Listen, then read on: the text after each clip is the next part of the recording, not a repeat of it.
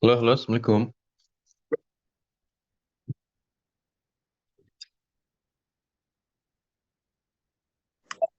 Salam Mbak. Oke, suaranya jelas.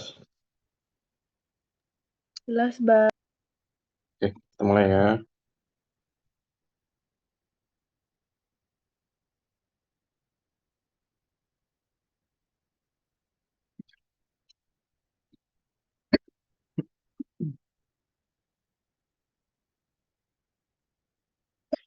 Ya, Bismillahirrahmanirrahim. Assalamualaikum warahmatullahi wabarakatuh. Kita mulai dengan doa pembuka majelis. Bismillahirrahmanirrahim. Asyhadu an la ilaha illallah wa asyhadu anna Muhammad Rasulullah. Rabbitu billahi rabba wa bil islami dina wa bi Muhammadin nabiyya wa rasul. Rabbi zidni ilman warzuqni fahma. Kita cek hari ini tentang infeksi pada kehamilan. Ada dua slide ya. Satu yang infeksi virus khusus ini, yang satu lagi nanti yang selain virus. Oke, yuk kita baca. Oke, pada slide ini viral infections in pregnancy. Nah, ini ditulis apa? Major causes of maternal and fetal morbidity and mortality. Jadi, salah satu penyebab yang sangat penting untuk pada pasien yang hamil itu, ketika terjadi infeksi, itu meningkatkan morbiditas dan mortalitas. Nah, kemudian hal ini juga bisa menyebabkan infeksi pada neonatus, bayi yang baru lahir. Eh, Secara apa? Bisa secara transplasental. Secara transplasental artinya dia dia mendapatkan penularannya itu melalui plasenta. Ada yang perinatal, itu ketika pasiennya itu atau bayinya eh, ketika melahirkan. Jadi ketika melahirkan kan dia lewat jalan lahir tuh, lewat kemaluan ibunya ya. Nah, dari sini akan keluar cairan-cairan vagina atau darah dari situ yang akan bisa kena si anaknya. Atau postnatal, anaknya udah lahir. Nah, rupanya lewat mana? Lewat air susu ibu atau misalnya dari darah ibu lagi, tapi bukan dari jalur jalur lahir. Nah, manifestasi klinisnya terhadap anak yang infeksi gimana? Satu, tergantung dari virusnya virus apa. Yang kedua, tergantung dari usia kehamilannya kemarin ketika terjadi pajanannya. Nah, ujung-ujungnya bisa aja terjadi congenital malformation syndrome. Bisa terjadi tidak terbentuknya organ-organ tubuh. Kayak kemarin kita sudah bicara tentang fokomelia, ada tangan yang nggak muncul, kaki nggak muncul. Bisa eh, daun telinganya tidak ada. Ada lagi yang apa namanya itu anencefali, tengkorak kepalanya nggak ada ya. Jadi langsung otak, dari kulit langsung ke otak. Oke. Nah, infeksi apa saja sih yang diketahui menyebabkan gangguan kongenital? Yang terkenal itu TORCH ini ya. TORCH ini terdiri atas apa saja? Toxoplasma, others, ini yang lain-lain, rubella, cytomegalovirus atau CMV, kemudian ada herpes. Nah, odor ini apa aja? Odor ini yang paling sering adalah virus-virus, ya. Nanti yang di slide selanjutnya baru kita bicara toxo, rubella, CMV, dan lain-lain ini ya. Nah, virusnya apa aja? Yang terkenal itu kayak parvovirus ini, kemudian ada VZV, West Nile, measles, enterovirus, adenovirus, dan seterusnya. Nah, ada lagi yang namanya LCMV ya, Lymphocytic choriomeningitis virus.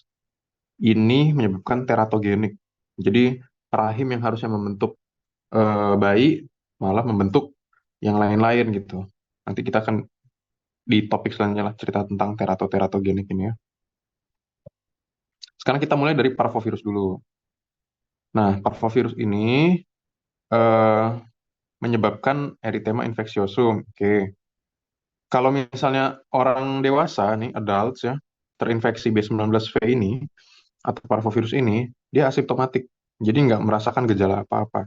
Tapi pada bayi yang ada di dalam kandungan, apabila ibunya terinfeksi, bisa menyebabkan apa? Nah, paling penting yang ini ya, anemia fetal. karena dia menyebabkan anemia aplastik yang kemarin ya. Oke, anemia aplastik karena ada supresi sumsum tulang. Kemudian bisa terjadi apa? Keguguran, hidrops fetalis yang perutnya bengkak kemarin, miokarditis, eh, otot jantungnya in peradangan, kemudian UFD meninggal dalam kandungan. Seberapa sering? 1-5%. Di mana 3-14%-nya terjadi UFD. Kemudian pada trimester 2 bisa terjadi ini high drops. Oke, jadi pada intinya parvovirus bisa menyebabkan apa? Satu, anemia. Yang kedua, high drops fetal. Aneminya anemia aplastik. Yang mana kalau misalnya ini berlanjut, ini bisa menyebabkan terjadinya UGR, kemudian abortus, ataupun UFD. Intinya itu ya. Nah, kayak gini meninggal dalam kandungan ada. Ini contoh hidrocephalus nih gambarnya ya. Perutnya membesar, hepar yang membesar. Ini bagian hitam-hitamnya ya. Ini isinya cairan semua.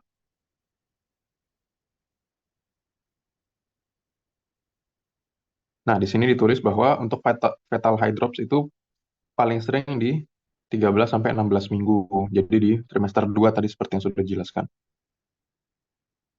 Nah, kayak gini kan, kenapa bisa fetal anemia? Karena ada fetal red blood cell precursor. Nah, jadi kalau pada blok hemato itu, eh, kan semua ada progenitornya ya. Nah, progenitornya itu yang terganggu. Kemudian ada B19V, tropisme for the fetal bone marrow and liver. Tropisme itu artinya si virus itu punya kecenderungan lebih senang pada suatu tempat. Nah, kebetulan pada B19 ini, dia sukanya di mana? Di fetal bone marrow atau di sumsum tulang. Sama di hepar ya, di liver. Makanya jadinya anemia sama eye drops. Oke, kemudian ada eh, fetal liver erythroblast exhibit viral DNA and pathognomonic changes. Oke, pokoknya intinya fetal ini B19 ini bisa menyebabkan miokarditis dan gagal jantung pada si bayinya. Nah, erythema infectiosum itu apa? Jadi kalau pada orang kayak yang dijelaskan kemarin di soal ya, kalau misalnya ingat Tasya, ada ibu hamil, kerjaannya guru, anaknya, muridnya rupanya ada yang demam sama pipinya merah-merah. Ini dia. Pipi yang merah itu kita namakan sebagai eritema ya. Sebenarnya bukan bukan pipi merah aja sih. Kemerahan baik di tangan, baik di wajah itu kita namakan sebagai eritem. Hanya saja di sini dia eritemnya di pipi. Nah, karena anaknya demam, kita tahu oh ini kayaknya infeksi virus B19, namanya erythema infectiosum. Kalau misalnya ini anak menularkan ke si ibu hamil, maka ibu hamilnya nanti punya kecenderungan, bukan kecenderungan, resiko dia akan terinfeksi lebih lanjut. Oke, nah katakanlah rupanya si anak muridnya ini menularkan. Apa yang terjadi? Pada ibunya yang bisa terjadi lah ibunya jelas demam, kemudian nyeri sendi, sama flu-like symptoms ya. Flu-like symptoms itu ya batuk, pilek, demam gitu-gitu ya. Nah, tapi kalau eh, ciri khasnya dia itu adalah ini bertahan 1-3 minggu ya. Jadi bisa sampai hampir 1 bulan ibunya kayak gitu aja rasanya. Nah, kalau udah kayak gitu ceritanya, maka kita curiga lah ini kayaknya bukan infeksi virus influenza biasa nih, tapi ini B19. Yang kedua, pada si bayi apa yang bisa terjadi? Ya kayak tadi ya, hidrocephalus pada trimester kedua. Kemudian disertai dengan anemia kalau bisa didapat. Pada anak apa yang bisa terjadi? Pada anak wajahnya tadi bisa jadi merah, kemudian demam, gitu aja. Nah, ini ada yang lucu nih. Nggak lucu sih sebenarnya. Jadi erythema itu pada pipi itu dinamakan slapstick appearance. Slapstick appearance itu apa? Kayak pipinya habis ditampar. Jadi lihat lagi gambar ini. Ya bayangkan aja ini anak habis ditampar pipinya kanan kiri. Nah kayak gitulah erythema infectiosum menurut ini slapstick appearance ini ya. Nah penegakan diagnosisnya gimana? Dari lab kita bisa dapatkan IgM sama IgG-nya itu reaktif ya. Makanya di soal kemarin jawabannya ini untuk menegakkan diagnosis. Hanya saja bedanya apa? Kalau IgM dia itu munculnya di hari 10 sampai 12. Artinya eh, akut dia bisa didapatkan. Nah, kalau IgG ini dia hitungannya tahunan. Artinya kalau ketemu pasien nih IgM positif, IgG-nya negatif, ini menandakan pasiennya infeksi akut. Kemudian kalau IgM-nya positif, IgG-nya positif, ini menunjukkan pasiennya infeksi kronis, belum sembuh. Tapi kalau ini negatif, ini positif, ini artinya pasien sudah sembuh dan dia kebal terhadap ya, virus tersebut ya. Oke, selesai untuk parvovirus. Lanjutannya adalah enterovirus. Nah, enterovirus ini kita lihat enterovirus itu jenisnya adalah RNA virus ya. RNA artinya dia cuma satu ini aja, satu strand eh, materi genetik, tidak seperti DNA yang dua ya double helix. Enterovirus ini apa aja? Ada polio, ada Coxsackie, ada Eco dan enterovirus lainnya. Yang terkenal salah satunya adalah polio ini ya. Udah pernah dengar pasti. Nah, enterovirus infection ini not to cross the placenta and cause fatal disease. Jadi dia eh, tidak melewati plasenta. Jadi kalau ibunya terinfeksi, anaknya belum tentu terinfeksi karena dia nggak bisa lewat plasenta. Di plasenta itu ada semacam saringannya, gitu ya. Kalau Coxsackie dan Ecovirus bisa menyebabkan apa? Neurodevelopmental delay ya, gangguan saraf. Coxsackie virus infection pada trimester 3 bisa menyebabkan gagal nafas dan gangguan kognitif pada anak nantinya.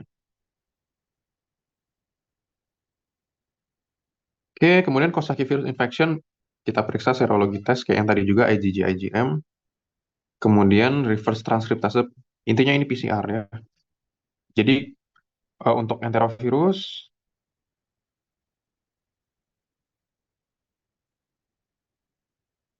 oke,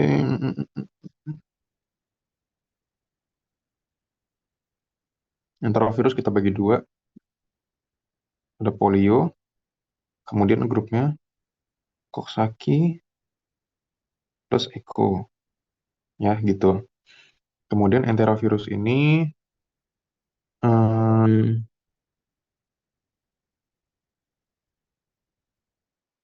polionya malah nggak dibikin ya. Oke, intinya Coxsackie dan Eco ini menyebabkan gangguan saraf. Gangguan sarafnya baik secara kognitif ya,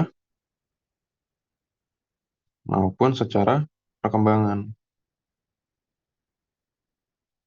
Kalau polio dia bisa menyebabkan demam, yang ujung-ujungnya menyebabkan kelumpuhan. Tapi kedua-duanya ini tidak melewati plasenta, gitu kan? Mm, mm, mm, mm. Oke, tapi pada trimester 3 ini bisa menyebabkan gagal nafas. Diagnosisnya gimana? Satu serologi, kedua PCR. Nah, ini intinya. Oke, yang serologi dilakukan pada ibu, yang PCR dilakukan pada neonatus. Oke, itu untuk enterovirus. Kemudian ada LCMV ya. Oke, LCMV ini limfositik choriomeningitis virus. Sifatnya kongenital. Pada anak bisa terjadi apa? Chorioretinitis, matanya terganggu. Bisa hidrosefalus, kepalanya membesar. Kemudian retardasi mental. Karena di chorioretinitis ya udah jelas pasti penglihatannya terganggu. Kemudian bisa kematian dalam uterus. Ntar abang minum ya.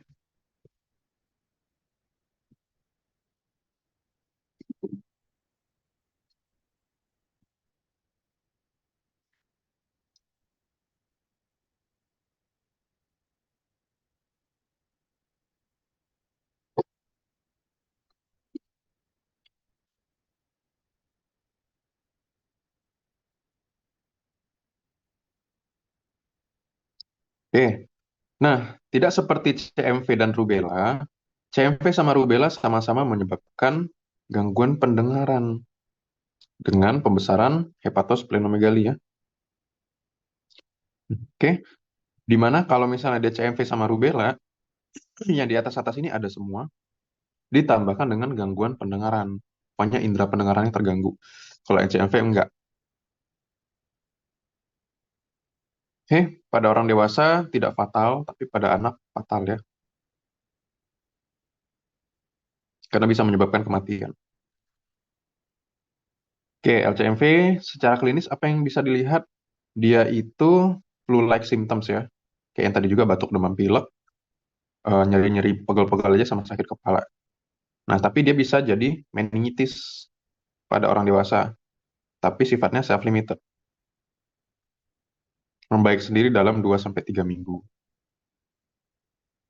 Secara lab apa yang bisa dilakukan? Kayak tadi juga ya, serologi, eh, periksa-periksa IgM dan seterusnya.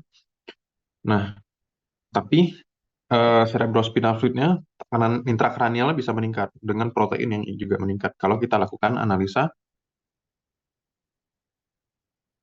CSF.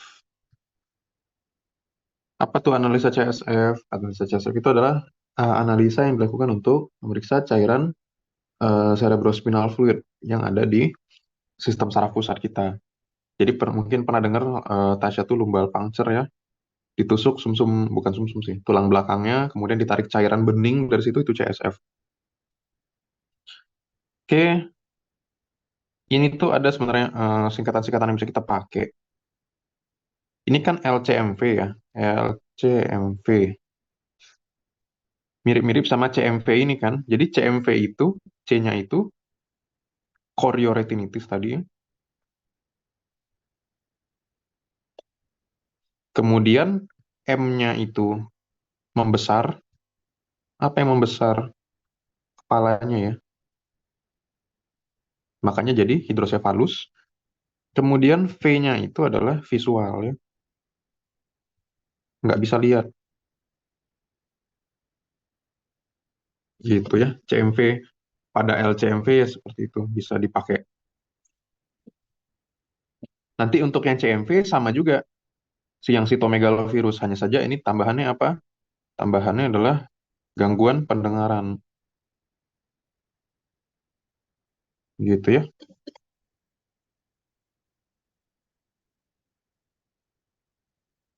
Oke, kita lanjut ke HIV. Nah, ada HIV in pregnancy. Nah, HIV ini gimana ceritanya? Eh, dia itu menyebar melalui cairan tubuh. Cairan tubuh ini bermacam-macam. Cairan tubuh itu bisa em, darah, bisa ASI ibu, bisa cairan-cairan yang keluar dari kemaluan, dan seterusnya. Nah, kalau misalnya melalui darah, dia bisa melalui transfusi, bisa pertukaran darah antara donor sama penerimanya. Kemudian bisa bertukar jarum, bisa alat yang terkontaminasi, bisa luka terbuka yang kena darahnya, ya. Nah, kalau dari ibu ke anaknya melalui apa? Yang pertama adalah melalui eh, ketika ibunya hamil bisa lewat plasenta, makanya namanya transplasental. Atau ketika dia lahir anaknya melalui ini, melalui jalan lahir yang Bisa aja di situ tuh karena gesekan antara ibu dengan anaknya terjadi luka, di luka itu masuk dia atau melalui ASI ya. Tapi ASI ini eh, masih kontroversial sebenarnya. Apakah dari ibu ke anak yang bisa menyebabkan melalui situ ya.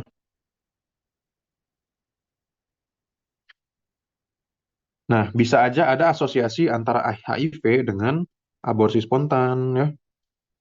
Aborsi spontan itu artinya aborsi yang nggak ada angin, nggak ada hujan, tiba-tiba aborsi aja gitu. Stillbirth, jadi lahir-lahir anaknya udah mati ya.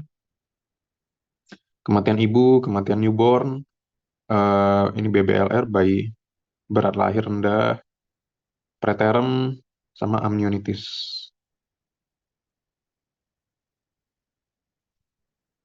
Nah, nih ya, sekitar sepertiganya ya, 1/3 ibu yang HIV akan mewariskan ke anaknya. Jadi anaknya bisa aja ada anak yang terlahir langsung dengan HIV-nya, ada yang enggak. Oke, kalau misalnya dia tidak ada memberikan ASI, maka 30% eh, penularan terjadi di uterus, jadi maksudnya transplasental, yang 70%-nya melalui eh, partus normal.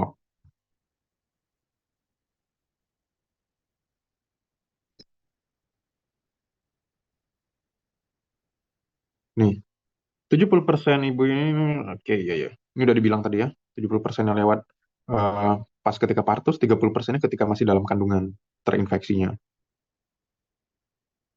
Oke, a significant contributor to transmission is breastfeeding. Jadi breastfeeding rupanya termasuk eh, hal yang bisa menyebabkan penularan. Kalau di Afrika malah 90% ya. Oke, focusing intervention. Oke. Nah, kemudian apa yang kita lakukan? Kita mesti tes setiap ibu yang hamil untuk eh, apakah ada HIV-nya apa enggak. Karena kalau misalnya ketahuan pas ada ibunya masih hamil itu, kita bisa langsung kasih antiretroviral. Jadi possible treatment untuk mother-nya ya. Pada ibunya bisa langsung diberikan antiretroviral. Untuk mengurangi apa? Mengurangi mother to child transmission. Jadi harapannya kalau misalnya virusnya dibantai di awal, tinggal sedikit, ya maka itu nggak akan masuk ke anaknya gitu loh. Oke, obatnya apa aja? Ya ini contohnya ya ada zidofudin, ada nevirapin, ada lamivudin. Ini hmm, nggak perlu dihafal sih. Oke, siklus hidup juga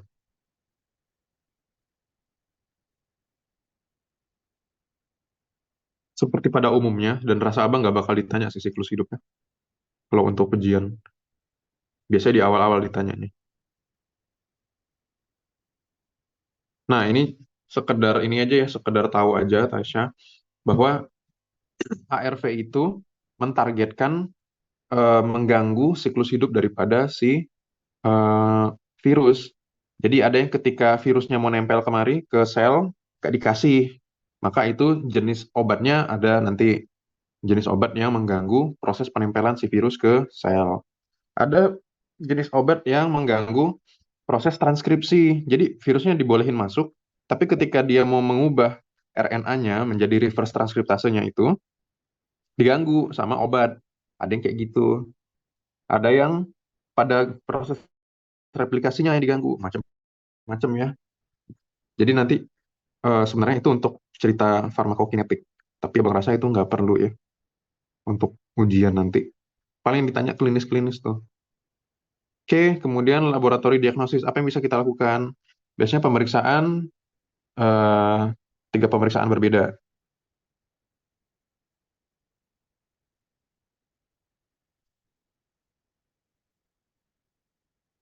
untuk HIV. Bisa rapid test, bisa PCR, kemudian ada tuh Western blot ya. Kemudian dicari mana aja yang positif. Karena bisa aja di satu pemeriksaan dia tidak positif, di pemeriksaan lain positif gitu ya. Makanya mesti 3 pemeriksaan yang berbeda. Tapi biasanya kalau untuk screening yang rapid test saja. Oke, kita lanjut. Kemudian ada influenza. Influenza in pregnancy. Nah, Ibu hamil bisa nggak batuk pilek demam? Bisa. Gara-gara apa? Gara-gara influenza ini. Makanya dia eh, orang normal pun bisa, apalagi ibu hamil ya. Oke, ini kayak yang dijelaskan kemarin. Ini jenis virus yang ada mantelnya, kemudian ada ininya ya, hemaglutinin dan neuraminidase. Maka jawaban kita kemarin kan udah dijawab ya di soal, yaitu influenza, bukan SARS-CoV-2 ya. Jadi udah jelas jawabannya yang kemarin.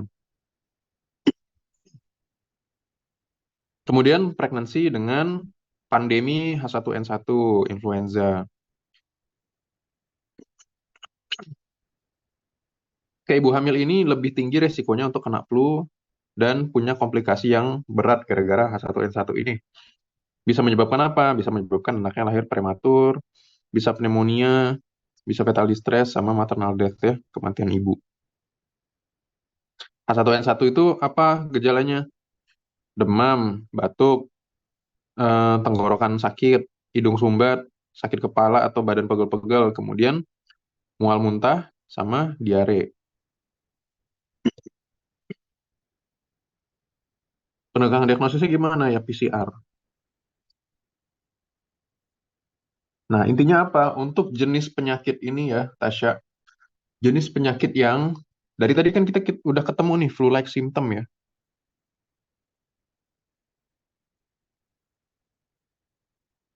Flu-like symptoms ini macam-macam kan dari tadi. Eh, apa tuh flu-like symptoms? Ada batuk, demam pilek kan?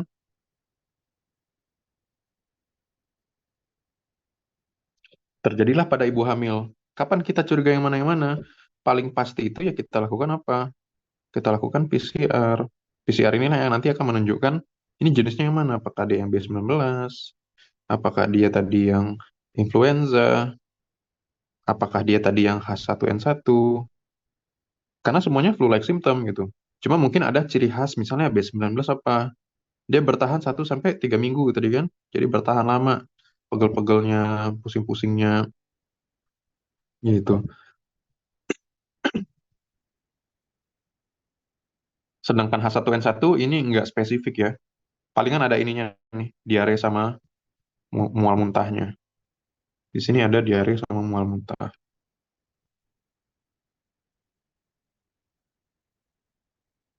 Sedangkan yang influenza ya ISPA aja gitu. Sedangkan yang H1N1 ya ISPA plus diare plus mual muntah. Oke, jadi mungkin semuanya kok batuk demam pilek. Ya tinggal cari ada informasi tambahan nggak yang bisa mengarahkan kita ke diagnosis tertentu. Selanjutnya adalah denggi. Denggi ini adalah demam berdarah ya. Bisa nggak pada ibu hamil? Bisa juga rupanya. Nah, kalau misalnya pada ibu hamil apa yang terjadi? Masih limited information. Belum banyak mungkin dilaporkan atau case reportnya pada ibu hamil ya. Nah, eh, transmisinya bisa vertikal ya, dari ibu ke anaknya nanti. Dia bisa sangat-sangat erat kaitannya dengan ini, spontaneous abortion ya, aborsi spontan, kematian janin sama kelahiran prematur. Nah, apa efek denggi pada kehamilan? Pada trimester pertama bisa langsung menyebabkan abortus ya. Kemudian pada trimester kedua bisa menyebabkan perdarahan hebat. Bisa terjadi eh, gangguan kehamilan yang macam-macam. Salah satunya adalah yang IUGR ini ya. Anaknya jadi nggak tumbuh-tumbuh. Kemudian pada trimester ketiga bisa terjadi abrupsi, terjadinya SCDIC ya. Yang di IC udah kita bahas kemarin ya. Disseminated intravascular koagulasi. Jadi intinya pembekuan darah secara sistemik di seluruh tubuh. Postpartum, setelah ibunya melahirkan anaknya bisa terjadi PPH ya, postpartum hemorrhage, perdarahan pasca eh, kelahiran, kemudian BBLR ataupun kematian.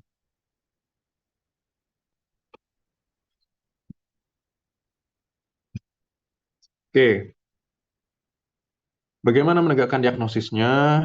Kalau masih beberapa hari pertama ya, hari 1 sampai 5 kita periksa NS1.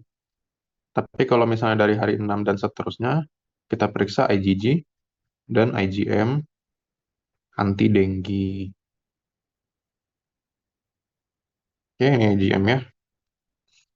Tapi yang jelas, secara lab harusnya ini, walaupun nggak ditulis ya, harusnya trombosit turun ya.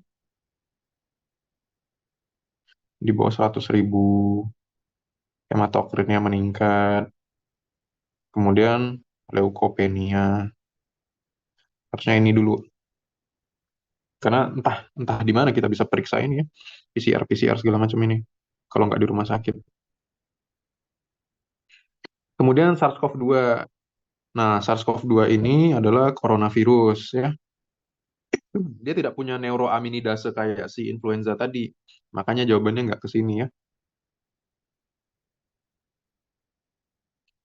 Oke, ini nggak perlu dihafal nih.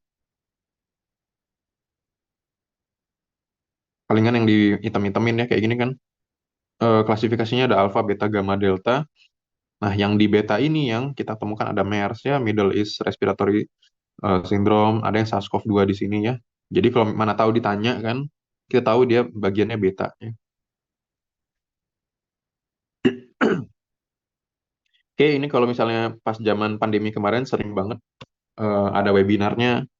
Kayak mana sih SARS-CoV-2 itu? SARS-CoV-2 itu bisa bertahan di permukaan benda mati ya.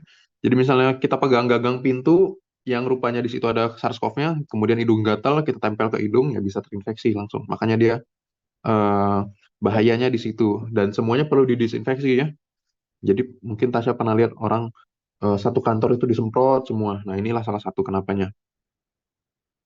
Kemudian dia bertahan di permukaan kering, di suhu tertentu. Makanya dia kalau misalnya kena panas, di bawah matahari langsung meninggal gitu kan virusnya. Dia sensitif terhadap panas ya. Oke, dan dia inaktif kalau misalnya kena desinfektan. Misalnya etanol nih ya, yang sering kali kita pakai nih hand sanitizer dan seterusnya.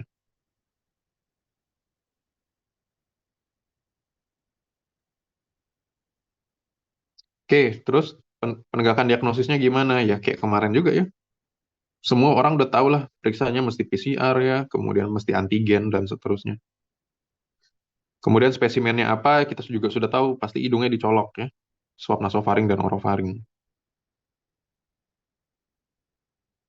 Oke, apa nih ceritanya? Pas saja ya. Pengambilan spesimen pakai ini, udah tahu lah semua itu. Nah, sekarang baru lanjut ke COVID-19 pada kehamilan. Jadi kalau ibu hamil COVID-19 gimana gitu kan? Secara keseluruhan, resiko penyakit beratnya rendah. Jadi nggak perlu dikhawatirkan. Tapi wanita hamil memiliki resiko meningkat untuk COVID-19. Berat ketika dibandingkan dengan individu yang tidak hamil. Oke. Oke, oke, oke. Oke, gini intinya. Kalau kita orang biasa, kemungkinan terkena penyakit beratnya rendah. Tapi kalau misalnya dia hamil, lebih tinggi kemungkinan untuk berat gitu ya. Intinya itu. Apalagi kalau dia punya penyakit komorbid dan faktor. Misalnya dia punya hipertensi gestasional kayak kemarin, punya preeklamsia dan seterusnya ya. Nah ini, wanita hamil dengan COVID-19 memiliki resiko meningkat melahirkan pretermnya. Jadi kurang dari 37 minggu. Dan mungkin resiko yang juga meningkat untuk organ kehamilan buruk lainnya. Kayak UFD, UGR, yang udah kita jelaskan tadi. Wanita hamil dan yang tinggal bersama atau mengunjungi perlu melakukan langkah lanjutan. Oke, udah tahu lah kita semua ya. Oke, misalnya ditanya, dok kalau misalnya ibu hamil boleh vaksin nggak? Rupanya di sini dituliskan, vaksinasi COVID-19 direkomendasikan pada individu di atas 12 tahun, termasuk yang sedang hamil, menyusui, ataupun sedang mencoba hamil, itu aman semua. Oke, itu untuk virus. Ada yang mau ditanya, Tasya? Nggak ada, Bang. Nggak ada ya? Oke. Mungkin yang di sini yang susahnya di bagian itu aja nanti, di flu-like symptom itu ya.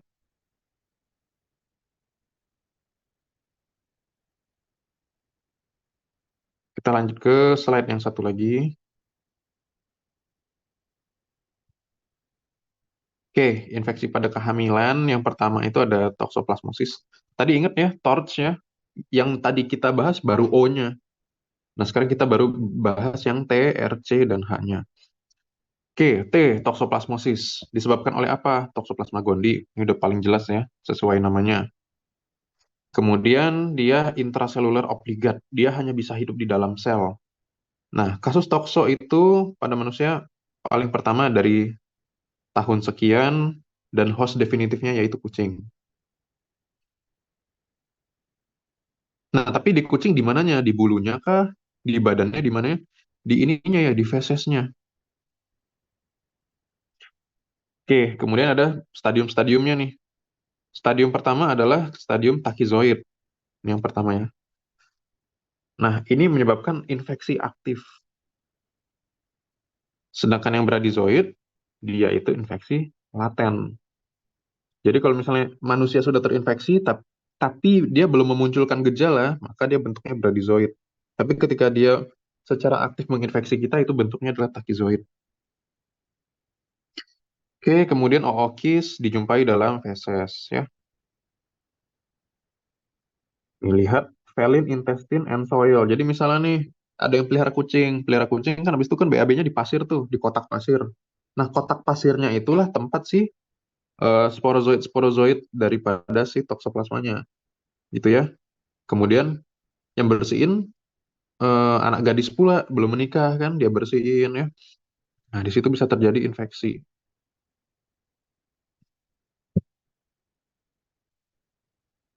Oke, kemudian apa yang terjadi nih?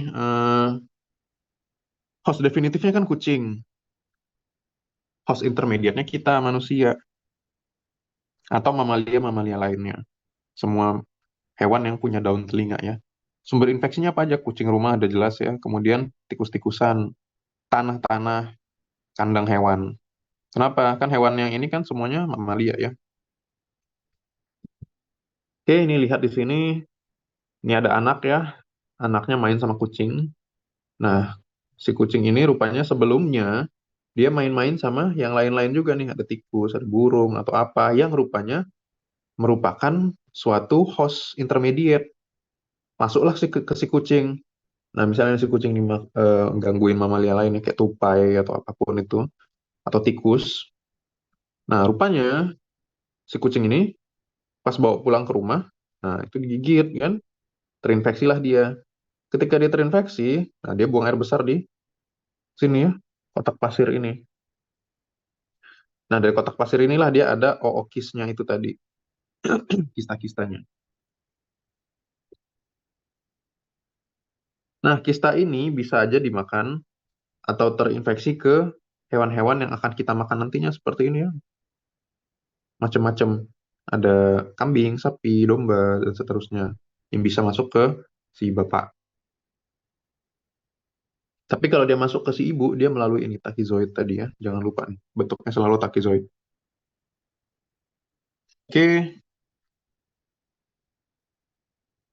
jadi bagaimana proses terinfeksinya? Bisa dari tertelannya ookis. Ya, kan tadi dari fesesnya tuh. Rupanya si feses ini dari ini ya, air, tanah, dan tumbuhan-tumbuhan yang terkontaminasi oleh ookis tadi, yang rupanya nggak dicuci ya. Jadi dari jari-jari tangan, dari air dan tanah, atau pada undercooked meat. Makanya ibu hamil nggak boleh makan misalnya steak ya, steak yang apa namanya tuh rare. At- Jadi semuanya mesti well done. Atau dia mengalami blood transfusion dari orang yang rupanya terinfeksi. Nah, bisa aja nih, dia masuk ke dalam tubuh kita semua nih ya. Kita nggak tahu, rupanya sudah ada nih. Rupanya kita kemarin-kemarin tuh ada makan makanan yang nggak bersih atau makanan yang kurang matang. Rupanya di situ ada eh ininya, ini nih, bradizoid tadi. Dia hidup secara laten ya kan. Nah, rupanya ketika ini kita minum dexamethasone misalnya, sistem imun kita kan diturunkan tuh. Nah, maka bisa terjadi reaktivasi infeksi yang sudah ada sebelumnya tadi ya. Nah, periode inkubasi berapa lama? Kalau misalnya dari konsumsi daging 10 sampai 23 hari. Tapi kalau terpapar dengan kucing, maka 5 sampai 20 hari.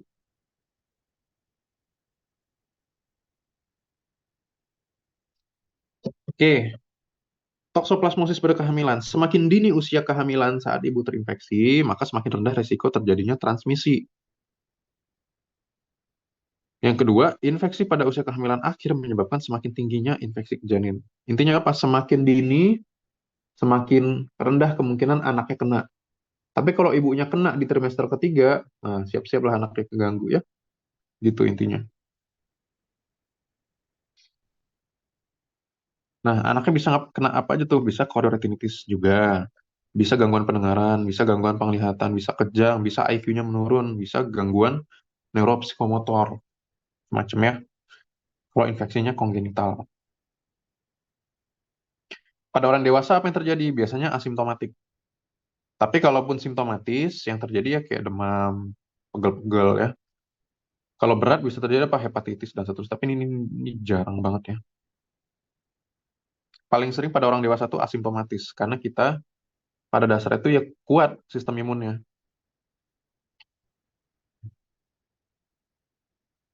Kalau misalnya infeksi yang intrauterin gimana? Ya, anaknya bisa demam, pneumonia, hidrosefalus, makrosefalus, dan seterusnya.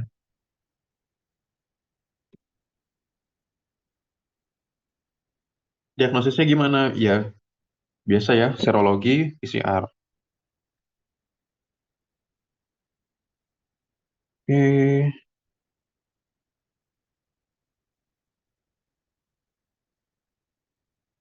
Nah, ini ya. Bang, Ya, bang kalau misalnya kan remaja lah bang, kena dia toksoplasma bang. hmm, Terus dia infertil bang.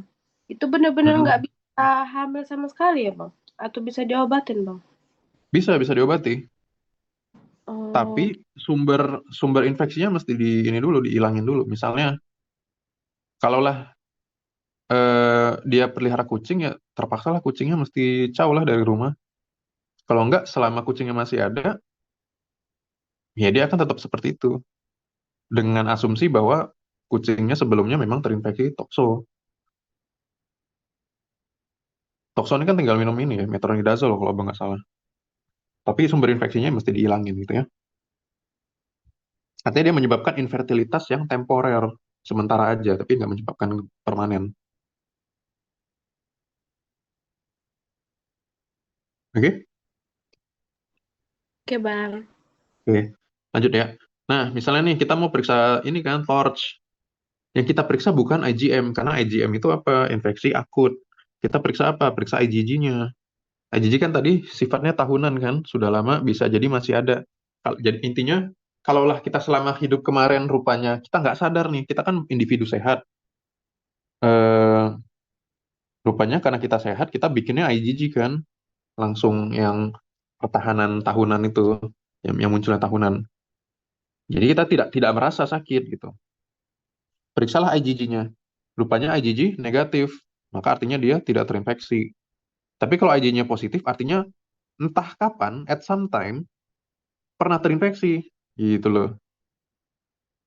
Maka dari IgG ini, kalau udah positif, baru kita periksa IgM. Kebalik ya, bukan IgM dulu baru IgG. Jadi IgG positif, kita cek IgM-nya. Sekarang infeksi apa enggak? Gitu loh. Jadi rupanya setelah IgG-nya positif, kita periksa IgM-nya negatif. Oh, ini artinya 2 tahun lalu nih kayaknya pernah terinfeksi gitu loh. Yang kedua, IgM-nya positif, tapi rendah. Bisa aja ini false positif. Nah, ini kayaknya salah-salah aja nih. Atau pernah infeksi 2 tahun lalu, kayak yang IgM negatif. Atau ada infeksi baru yang belum belum ini ya, belum banyak banget prosesnya. Jadi eh, masih hari-hari satu atau hari nol. Jadi belum belum nampak banget. Makanya kalau meragukan seperti ini, 2 minggu kemudian periksa sekali lagi IgM-nya. Tapi kalau IgM-nya positif, high, tinggi ya, maka ini artinya dia terinfeksinya ada 3 sampai 6 bulan yang lalu. Gitu.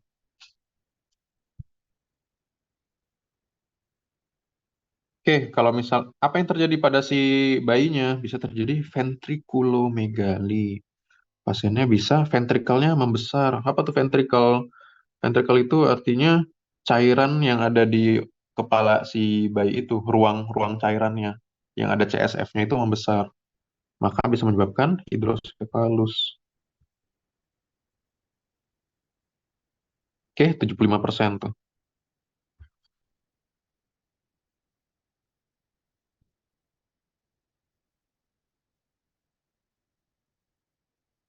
Oke, terapinya apa? Oh ini ya, spiramisin obatnya. Spiramisin, ada pirimetamin, ada sulfonamid ya, macam-macam. Sulfadiazin. Tapi drug of choice-nya yang ini, spiramisin. Sebelum usia kehamilan 26 minggu dan tidak punya efek teratogenik ya. Teratogenik itu artinya menyebabkan pertumbuhan yang yang tidak diinginkan lah.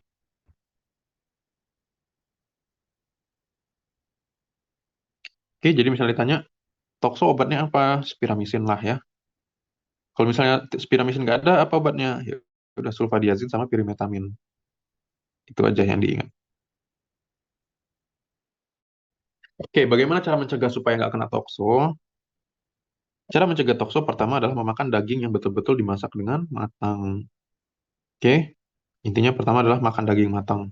Kedua, jangan daging mentah, ya sama aja ya. Tiga, selalu cuci peralatan setelah mengolah daging mentah. Jadi misalnya dia habis apa, motong daging pakai pisau.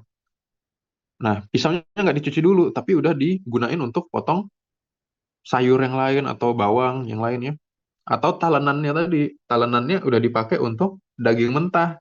Rupanya digabungin untuk motong-motong yang lain. Nah, itu bisa menyebabkan perpindahan ya. Semua buah dan sayur dicuci, tidak meminum susu sapi atau kambing yang belum dipasteurisasi ya, yang belum dipanaskan. Intinya kebersihan ya. Bersihkan feses kucing dari tempatnya secara teratur. Pakailah sarung tangan, jangan pakai tangan kosong ya. Cuci bersih semuanya setelah selesai. Intinya dari semua ini pencegahannya itu cuma dua ya. Satu higienitas, bersihlah semuanya apapun itu. Yang kedua apa? Daging yang matang dong dimakan. Hmm, nggak usah ribet-ribet ya. Yang kedua ada rubella. Kalau rubella ini, ntar ya. Nah ini, infeksi rubella selama kehamilan, kalau misalnya dia prekonsepsi, artinya belum hamil nih, ya minimalnya akan terjadi infeksi kongenital yang menyebabkan kelainan kongenital mayor 100% ini, ya, di mana 20% itu abortus spontan. Pada trimester yang selanjutnya, dia bisa tuli dan retinopati. Oke, kemudian resiko mengalami deafness dan retinopati sedikit meningkat. Oke, ya sama aja. Intinya rubella itu bisa menyebabkan tuli dan buta.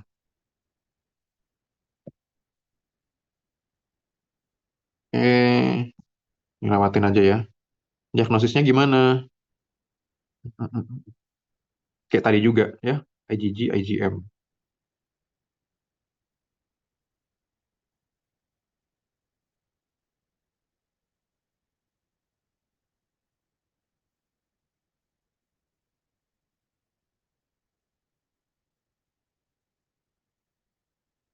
Oke, yang pertama ada viremia. Viremia itu artinya keberadaan virus di darah. Nah, jadi ditarik darahnya, ada virusnya, maka itu disebut sebagai viremia. Nah, ini 1 minggu sebelum gejala klinis timbul sudah ada ya. Tapi siapa juga yang tahu dia kalau nggak sakit ngapain periksa darah gitu kan? Oke, dan seterusnya ya. Ini juga nggak bakal ditanya lah ini. Nah, jadi ini kayak yang tadi juga. Katakanlah si ibu hamil itu terpajan oleh orang yang terkena rubella. Nah, kalau rubella itu gimana rupanya? Rubella itu artinya ya flu-like symptom juga, batuk pilek demam juga. Makanya pemeriksaan TORCH itu satu paket gitu ya, semuanya langsung diperiksa karena paparannya itu tidak spesifik. Periksalah IgM, IgG-nya. Kalau misalnya IgM positif, IgG negatif, ini artinya infeksi primer, baru pertama kali dia terinfeksi gitu loh. Kalau dia IgM positif, IgG positif, nah ini kemungkinan apa? Kayak yang tadi juga, ini udah terinfeksi, udah lama dan belum sembuh. Kalau IgM negatif, artinya dia eh, mesti kita lanjutkan. Artinya secara akut nggak ada. Maka periksalah IgG-nya. Rupanya IgG positif, artinya di zaman dulu, bahla ya, dia sudah pernah terinfeksi. Tapi kalau IgG-nya negatif, artinya kayaknya nih selama ini belum pernah kena infeksi gitu ya.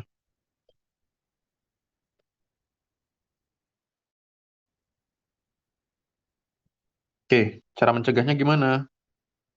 Ya, periksalah torchnya satu ya, kayak biasa. Vaksinasi rubella pada non-imun. Oke, ibunya divaksin rubella bisa, tapi rubelanya itu diberikan ketika tidak hamil, artinya sebelum hamil atau setelah hamil. Kalau sebelum hamil, artinya agar eh, kehamilan selanjutnya itu nggak terganggu gitu ya. Kalau yang setelahnya artinya ya kehamilan yang selanjutnya juga tidak terganggu. Intinya selama kehamilan nggak boleh eh, divaksin. Nah, congenital rubella syndrome itu ada triasnya ya. Satu katarak, kedua heart defect, ketiga sensory neural deafness. Ya, jadi matanya kena, mata, telinga, jantung. Bang, Ya, nge-lag bang. nge-lag. Ya, sekarang udah bagus. Iya, udah Oke, bang, udah. oke, sip. Nah, rubella ini dia tiga ya, mata, telinga, jantung. Tiga-tiganya bisa kena. Oke, yang mata kenapa? Matanya bisa lahir-lahir katarak. Yang telinga lahir-lahir nggak bisa dengar. Ada tuh yang kayak gitu. Jadi ini anak kok nggak kaget-kaget gitu. Biasanya kan anak-anak itu kalau Tasya perhati itu kagetan ya. Dengar suara tuh kaget. Benda jatuh tuh kaget. Ini dia benda jatuh nggak nggak respon gitu. Nggak nangis. Harusnya kan tidurnya terganggu. Ini nggak. Nah itu bisa dicurigai anaknya kena rubella. Oke. Itu aja yang diingat di bawah ini nggak usah diingat ini pusing nanti. Jadi tiga ini aja. Atau misalnya si anak ini nggak ngelihat ayah atau ibunya gitu. Jadi dia nggak melihat sesuatu itu nggak ngerespon ya.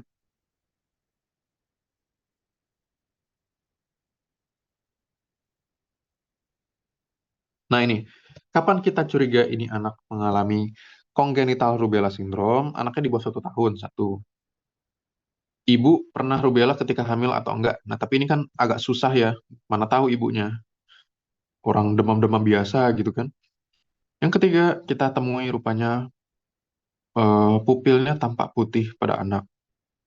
Kemudian ada nistagmusnya, matanya gerak-gerak sendiri. Kemudian bola matanya kecil.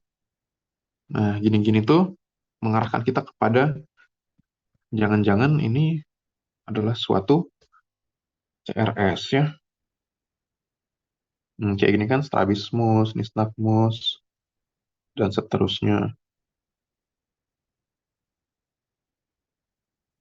Oke. Nah, tapi selain katarak ini, rupanya bisa dijumpai yang lain-lain kan nih purpura ya. Gangguan kulitnya.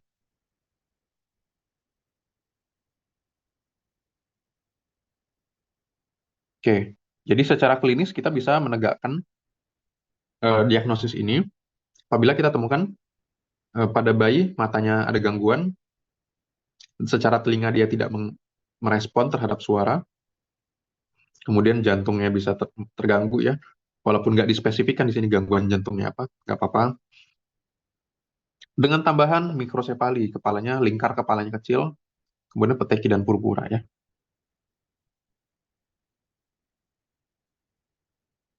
Nah, tapi selain secara klinis, kita bisa menegakkan pasien dengan secara lab ya, periksalah IgM dan IgG-nya. Oke, baru kita masuk ke CMV.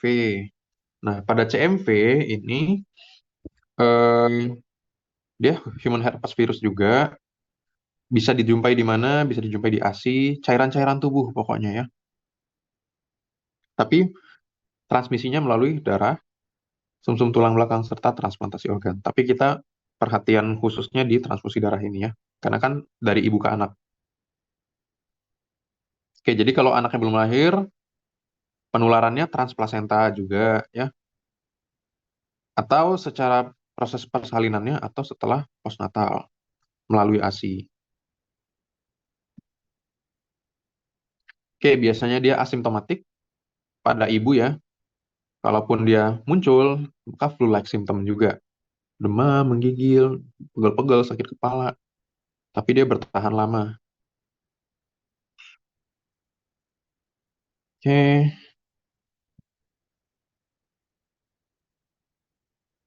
banyak anak kecil yang mendapatkan CMV, apalagi yang di penitipan anak nih, nurseries. Hati-hati.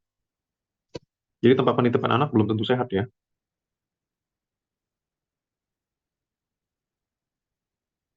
Nah, ini lagi selanjutnya. CMV itu ditularkan melalui cairan-cairan tubuh ya.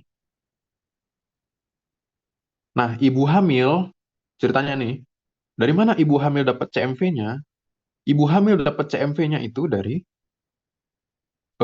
air ludah atau saliva atau urin yang ada pada anak-anak yang sudah terinfeksi sebelumnya. Baru kena ke ibu hamilnya, dari ibu hamilnya baru ke anaknya lagi. Gitu ya. Nih, sekitar satu per tiga ya, dari perempuan yang terinfeksi oleh CMV, itu menularkan ke anaknya yang belum lahir. Jadi yang masih di dalam kandungan.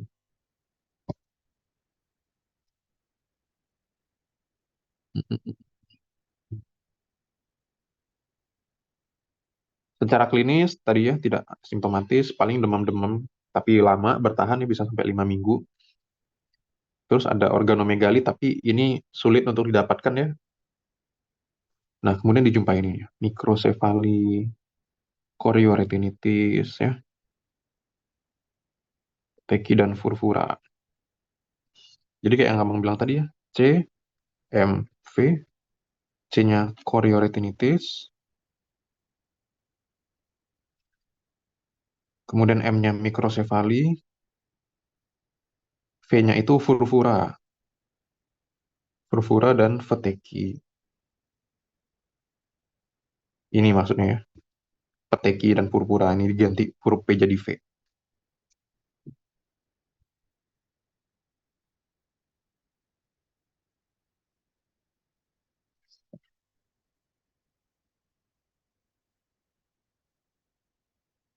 Oke, kemudian kita periksa lab lagi kan. Kalau misalnya dia IgG-nya positif, IgM negatif, artinya dia sudah pernah terinfeksi dulu dan sudah punya antibodi terhadapnya, jadi nggak perlu di follow up, aman gitu kan. Kalau dia IgG atau IgM-nya negatif, maka periksa lagi dalam 2 sampai 4 bulan. Kalau misalnya negatif juga, ya udah nggak usah di follow up. Tapi kalau rupanya di antara salah satunya ada positif atau negatif, nah ini at risk ya. Oke. Nah, ini kayak tadi, kalau IgG negatif, IgM negatif, maka dia tidak terinfeksi. Oke, atau IgG-nya positif, IgM negatif. Nah, artinya ini terinfeksi yang dulu ya. Sama kayak ini, IgG positif, IgM positif, infeksi berulang. Kalau infeksi primer, maka IgG-nya harus negatif dulu, IgM-nya saja yang positif. Oke, tata laksananya gimana? 10% pasien AIDS mengalami retinitis CMV yang menyebabkan penurunan visus. Ya. Nah, ini obatnya. Antivirus ya, ganciclovir. Mungkin Tasya pernah dengar aciclovir, palaciclovir ya. Nah, yang ini khusus ganciclovir ya. Tapi kayaknya nggak perlu diingat sih ini. Ini pasti eh, bagiannya spesialis anak. Kemudian ada herpes simplex virus atau HSV. Oke, HSV ini ada bermacam jenis ya, nanti bisa di kulit, mata, mulut, kemudian bisa di sistem saraf pusat ya, central nervous system, atau yang disseminated.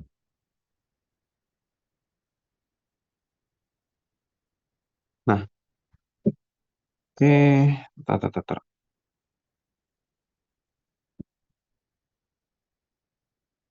Nah, dari jenis yang paling utama itu yang SEM ini ya, skin eye mouth.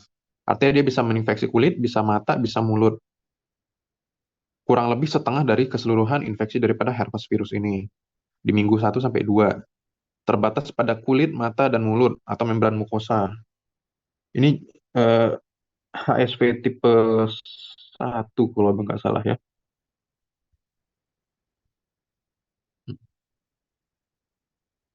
Tunggu, sebelum ke sini ya, transmisinya dulu loh, kok udah diagnosis aja.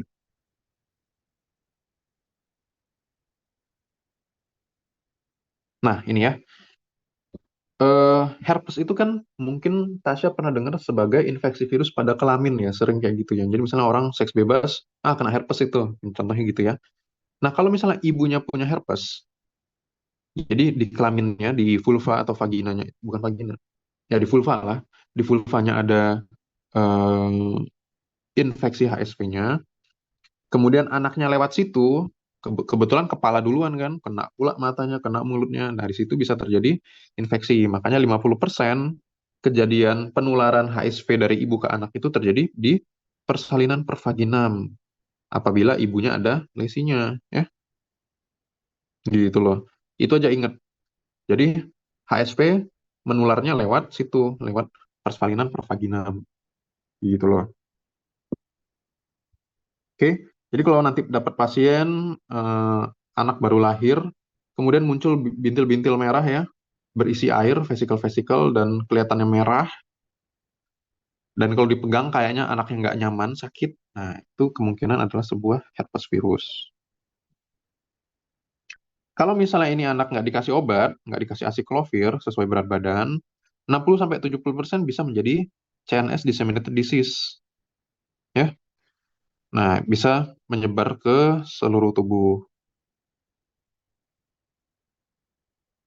Bahkan 30% kasus yang udah diobati tetap aja muncul ya gangguannya.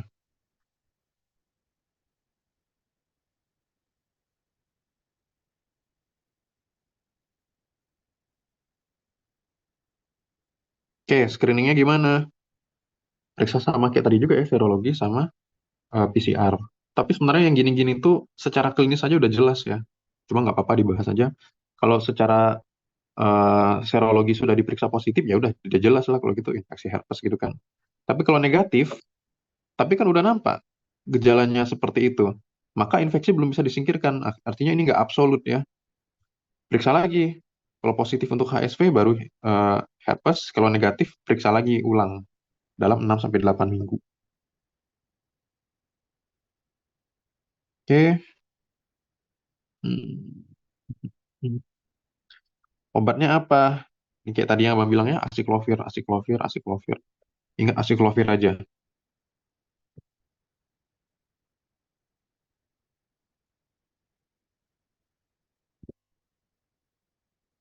Oke, Persatuan Obgyn Dunia itu memberikan rekomendasi. Rekomendasinya apa? Kalau misalnya ada lesi aktif dengan gejala prodromal, apa tuh maksudnya? Ini ibu demam-demam, kemudian pada kelaminnya ada gambaran herpes tadi, maka harus dilakukan bedah sesar supaya anaknya nggak kena. Gitu ya intinya. Atau bedah sesar dipertimbangkan untuk ibu hamil yang ada infeksi primer tapi nggak ada lesinya, gitu loh. Lesinya nggak ada, tapi pas diperiksa positif serologinya. Nah, itu juga mesti sesar. Kalau nggak anaknya bakal kena, pasti kena ya. Oke, ada yang mau ditanya Tasya? Nggak ada, Bang. Oke, kalau gitu yang pasien gangguannya katarak, gangguan pendengaran sama gangguan jantung, itu tadi penyakitnya apa?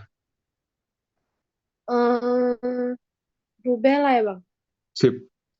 Nama penyakitnya apa? Hmm, Memang dia diinfeksi oleh rubella, tapi nama penyakitnya? hmm, lupa, Bang. Ya, CSR, Oke. kongenital, CRS, kongenital rubella syndrome. Oke, kalau pada ibu yang aborsi aja kerjanya, kita curiga apa? Tokso ya, Bang? Tokso, oke. Kalau ada bayi nih lahir, eh kok kelihatannya ini ya, kepalanya kok agak besar, pas diperiksa rupanya ventrikulomegali. Hmm,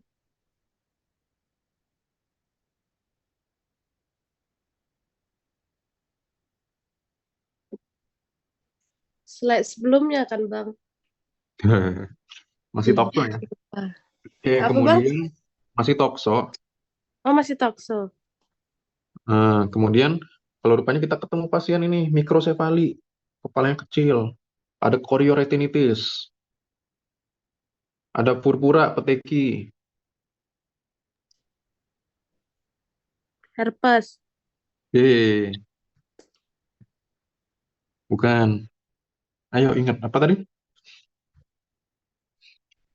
Korioretinitis, mikrosefali, purpura peteki. Jadi infeksi?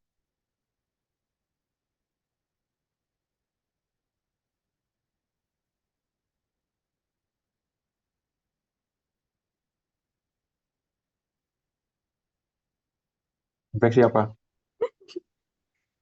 Eh,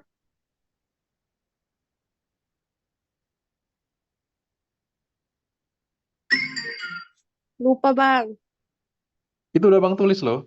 Korioretinitis, mikrosefali, purpura peteki. Yang ada L-nya itu kan, Bang, satunya. Hmm, lihat layar, Hah? lihat layar. Lihat layar. Korioretinitis, Hmm, mikrosefali, hmm, purpura peteki. Maka infeksi CMF. CMV. CMV. Tuh, udah 3 kali Bang tulis loh. Astaga. Memang lah.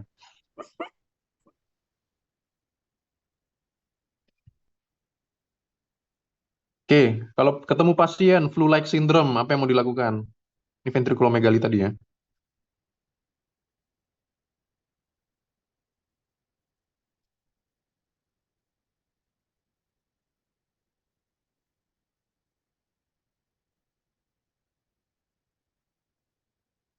Oh, gini deh, Bang Tukar.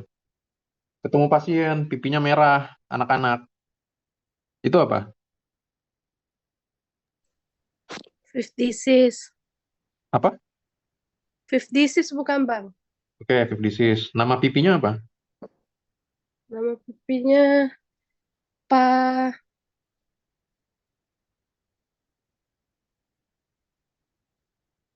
Eritema,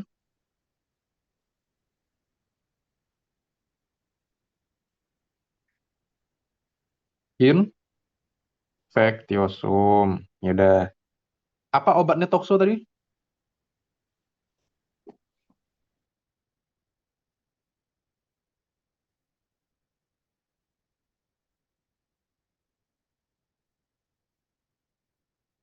Depannya S.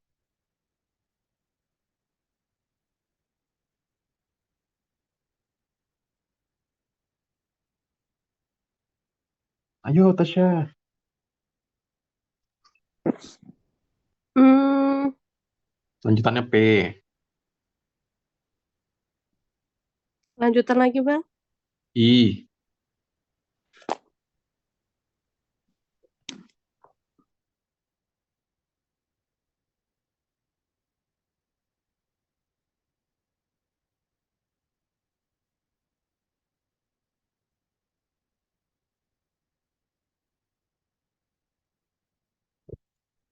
Ayo, apa? Cuma satu obatnya tokso. Hmm,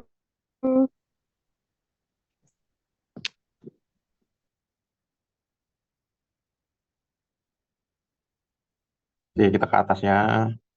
Mana tahu tadi melamun Tasya kan? Nah, ya, drug of choice. Tuh, yang mana? piramisin. Spiramisin. Kalau nggak ada spiramisin, Sulfadiasin sama primetamin. oke. Kalau ibu hamil makan ini, makan daging mentah atau daging tidak matang, itu kemungkinan kemana? Tokso. Tokso. Oke, yang tertelan bentuknya apa? Takizoid. Hah? Bukan. Ookis. Oh, kis. Tapi kalau bentuk infeksi aktifnya, Takizoid. pakizoid. Oke.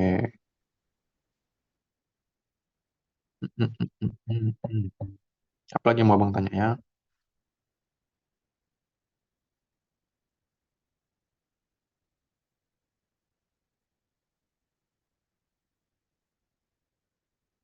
Udah ya. CMV udah, rubella udah. Obat herpes tadi apa?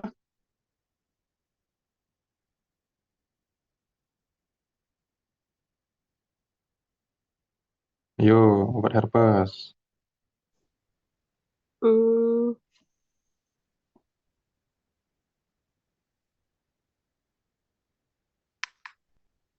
A, S, C,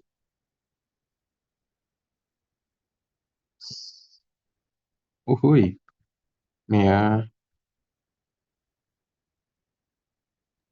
tuh. Apa? Asilofir. Acyclovir. Oke.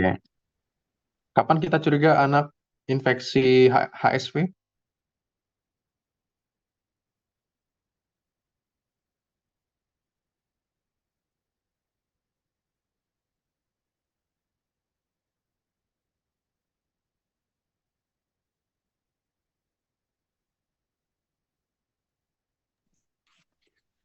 Pada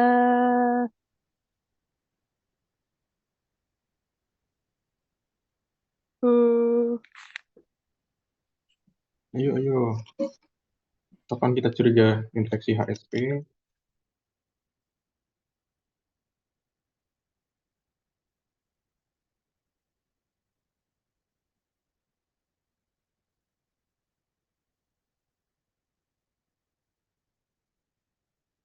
Kalau ada ruam.